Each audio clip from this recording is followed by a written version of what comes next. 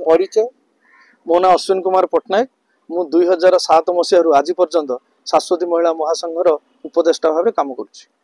जो SDPO CDPO आमर additional executive officer जो नोटिस है से विषय कौन कहे मोर शांति एसएचजी गोटे हूँ आमर शाश्वती महिला महासंघर सी मेंबर थिले किंतु से डिफल्ट रही आम महासंघ बाहर कर दिया से विषय तो मोर किसी कहबार नहीं किंतु मु जेहेतु एडवाइजर से मो एग्नेस्ट रे बाहर करदेवर महासंघ से किसी राग थिला से उद्देश्य से अन्य लोकर प्ररोचन पड़ी मो विरुद्ध गोटे अभियोग आनी जे मु 70,000 टंका नहीं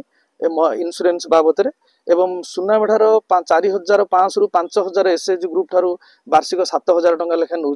एभली अनेक गोटे मिथ्या अभियोग आनी किंतु या उपरे तदंत होता आ ये जो तदंत उपरे आमर सुनाबेढ़ार सीडीपीओ नलिनी बेहेरा थिले एडिशनल एक्जीक्यूटिव विभुदत्त साहू ता सहित आमर थिले बीपीसी कुंभे हिका एमाने जो माने थिले से माने लिखिथिले जे ए रिपोर्ट रा सत्यता अछि बोली इनक्वारी रिपोर्ट रे देथिले तापर परवर्ती पर्याय रे हमें जानिलु जे से माने अन्य लोक जने जाय तांको आरटीआई रे मागिला से आरटीआई रे कहिले जे एथिरे अश्विन पट्टनायक रो कोनोसी संपृक्ति नाही कि कोनोसी प्रमाण आम पाखरे उपलब्धि नाही बोली पुनी आरटीआई रे से देइचंदी तेनु एटा कंट्रोवर्सी होवारु मु तांको बाध्य होगी वकिल नोटिस द्वारा जनईची जे तमे मोर मते अपमानित करिच मिथ्या